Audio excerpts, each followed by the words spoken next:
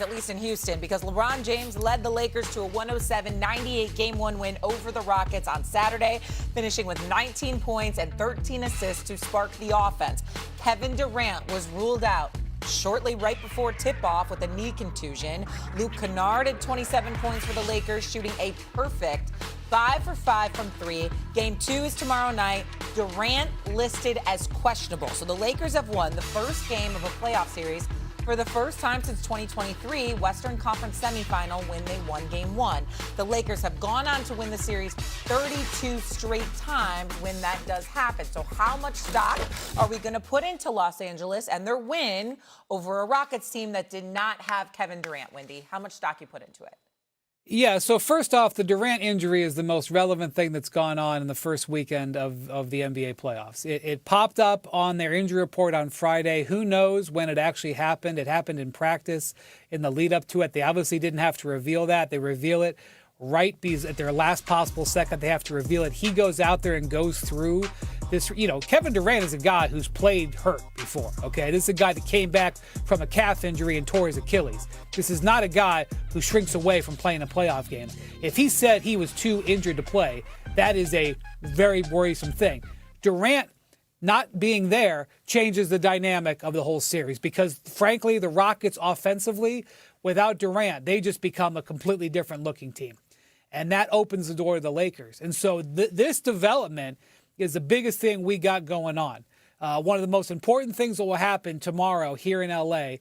is what Kevin Durant feels when he comes out and warms up pregame, because that is absolutely a game changer. Having said that, this game, Stephen A., was wild. And I'm not talking about the nature of the back and forth, because LeBron James has been winning games like this since he was in high school, playing against teams that are camping down on him and distributing the ball out to shooters. This just happened to be the latest. Luke Kennard. There's literally a line.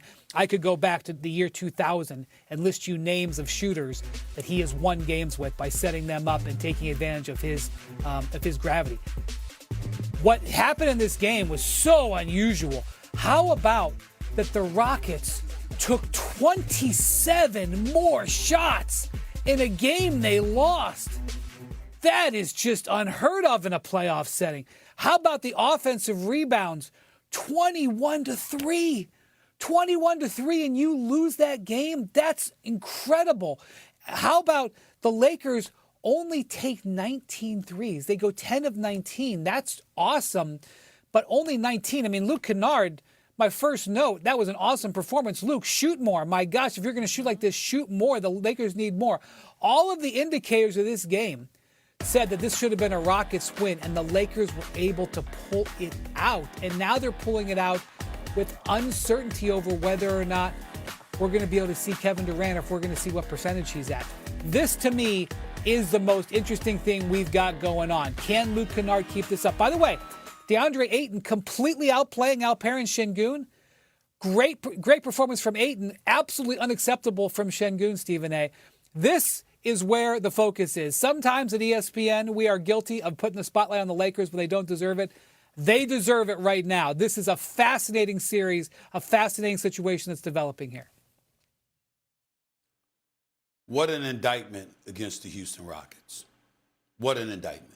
First of all, I almost collapsed when I saw right before the game Kevin Durant gets injured. Who the hell did he bang knees with early in this week? They should be exiled from Houston. How the hell do you let that happen? How do you let Kevin Durant get hurt? He ended the regular season healthy. He was ready for the playoffs, and he gets hurt practicing against the teammate. Who the hell was that teammate? I want to know who he is. You understand what I'm saying? Let him ban him for the rest of the damn playoffs, for crying out loud. You got to do everything you can to safeguard KD Trey. He's everything to this franchise. Without him, they're nothing more than they were last year. He's the difference. He's the number one offensive option. He's the reason, okay? You had expectations this year. You can't let anything happen to him. You got to put him in a bubble, wrap him in some foam, do something, do anything you can to protect him, to make sure he's ready. Because without him, they're not winning this series at all. Even without Luka Doncic and without Austin Reeves, they're not winning this series without Kevin Durant. LeBron is just too great, Even at this point in time in his career, he's just entirely too great for them to go out there and lose to a Houston Rockets team without Kevin Durant. Now let me accentuate your points even further, Wendy.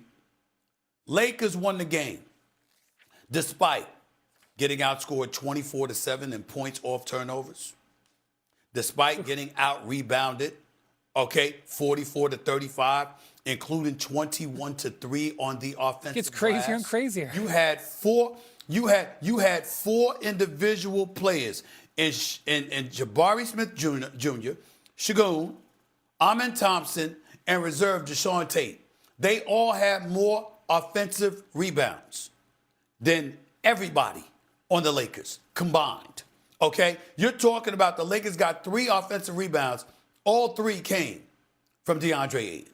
And I'm just looking at that and I'm saying, you lose this game despite the inordinate amount, 27 more shots than the Los Angeles Lakers, despite your dominance on the offensive glass, despite your dominance in rebounding, despite your dominance off turnovers, you still managed to lose that game. You know why you lost that game? Because you can't freaking shoot.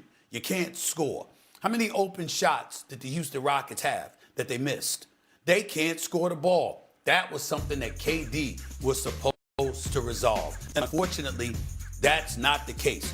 If KD does not come back, the Houston Rockets have absolutely no chance of winning this series. And you got to go through Shagun. That's what you did last year, okay? That's what you did before Kevin Durant ever came to town. You have to go through him. All right, win, lose, or draw. If Kevin Durant's out of the game, you got to go through Shagun, period. You don't do that, it's not going to cut it. And the rest of these dudes, they just need to spend their off seasons learning how to shoot, understanding that putting the ball in the hole is a pivotal part of playing the game of basketball. And they got to learn how to do it by some other means than just dunking the damn basketball. That's what the Houston Rockets got to learn to do. Yeah, look, can Luke Kennard and DeAndre Ayton keep up this kind of effort for the Lakers? That's what remains to be seen. Obviously, the Houston Rockets. Leave Luke Kennard open. He can. He can shoot. You leave him open, but he where can was do this that. kind of shooting all season? Like, this was unbelievable. And obviously, he was like dribbling. He was doing off the dribble. He was having one of the best games of his career. Crazy. LeBron goes to a different level in the postseason, so the Rockets better hope that Kevin Durant can come back.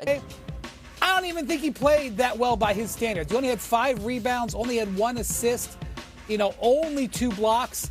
I know he was really good defensively. He is going to have much, much better playoff games just this year, much less in the future. Here's why you know, ladies and gentlemen, that Wendy is, not Wendy, but Wendy is wrong, and he's a bit caught up in the sauce right now, Shay.